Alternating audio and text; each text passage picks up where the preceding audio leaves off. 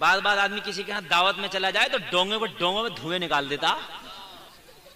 اپنے گھر بڑے حساب سے کھا گا کہ ذرا ہاں بس بہت ہے, بس ایک یا دو بوٹی کھا گا, اس سے زیادہ نہیں کھا گا. اسے پتا 200 روپے کلو آ رہا.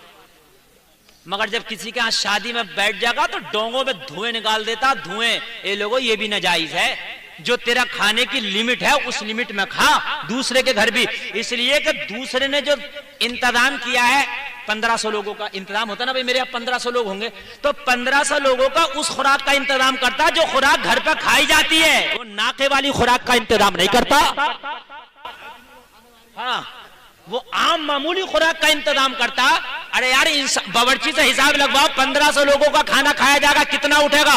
تو وہ انسانوں کی خوراک کا انتظام کرائے گا, حساب بتائے گا, ناکے والی کا نہیں بتائے گا. بعض آدمی 2.5 کلو پہ ہاتھ پھیر رہا, سمجھ رہے ہیں, موٹا موٹا کھا رہا, باقی سب ٹیبل کے نیچے. سمجھ رہے کہ نہیں سمجھ رہے؟ اللہ اللہ, خیال رکھو ان چیزوں کا. کسی کے گھر میں دعوت میں جاؤ تو دعوت میں جانے کے بعد میں جو معمول تمہارا کھانے کا, اسی معمول پہ کھانا کھاؤ. جس طریقے سے کھا تو کھانا کتنا بھی لذیذ ہو, مگر معمول نہ توڑو. اور جب کسی کے ہاں دعوت میں شادی میں جا رہا ہو تو تم ہی جاؤ, اپنے ساتھ کسی کو زبردستی بلا کر لے جاؤ. چلو فلاں ہوٹل میں کھانا چل رہا, ہمارے فلاں عزیز کی شادی ہے, کھانا کھانے چلنے, تو یہ بھی ساتھ ہو لیا, چل میرے ساتھ چل جائے گا. حرام ہے حرام. جس کی دعوت ہے وہی جائے, جس کی دعوت نہیں ہے وہ نہ جا سکتا ہے نہ اسے کوئی لے جا سکتا ہے. فری میں بھی بہت کھا رہے ہیں. فری میں دعوت میری ہوئی, میں اپنے 2 دوستوں کو ساتھ میں لے گیا, چلو چلنا ہے یار ہوٹل میں مار آئے. سمجھ رہے ہیں, حرام ہے حرام. اس لیے کہ کھانا میرے لیے تھا, اس کے لیے نہیں تھا. سمجھ میں آئی کہ نہیں آئی؟ روزہ دار کے لیے افطاری اگر مسجد میں پہنچی تو روزہ دار ہی اس سے افطاری کریں, جس کا روزہ نہیں ہے اس کے لیے حرام ہے وہ کھانا. اس لیے کہ جس نے افطاری کا انتظام کرایا روزہ داروں کے لیے کرایا, جو پورا دن کھا رہا اس کے لیے نہیں کرایا. اور مسجد میں جا کر جب افطاری ہوئی تو کھا سب رہے. اور اب تو ایسی افطار پارٹی ہو رہی ہے, افطار پارٹی میں کون آ رہے ہیں سب سے پہلے روزہ افطار میں؟ ملائم سنگھ یادو, جن کے دادا دی نے بھی روزہ نہ رکھا ہو. غریب کی افطار پارٹی تم نے نہیں دیکھی ہوگی اتنی بڑے پیمانے پہ جتنی امیروں کی افطار پارٹیاں چل رہی ہیں. جھوٹ تو نہیں بول رہا ہوں؟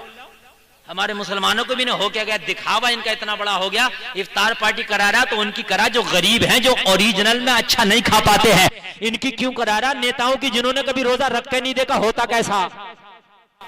نیتاؤں کا چل رہا اخبار مارا, افطار پارٹی افطار پارٹی افطار پارٹی ہے, یہ دکھاوا پارٹی ہے. نیتا جی ایک مریض کو اسپتال میں 1 کیلا دے رہے, میڈیا والا فوٹو کھینچ رہا, 1 کیلا 4 آدمی پکڑ کے ہاتھ سے دے رہے ہیں, جیسے کئی کونٹل کا ہو. دکھاوے کی بھی حد ہو گئی. انسان اور جانوروں کا فرق بتا رہا ہوں. اچھی لگ رہی ہے تقریر؟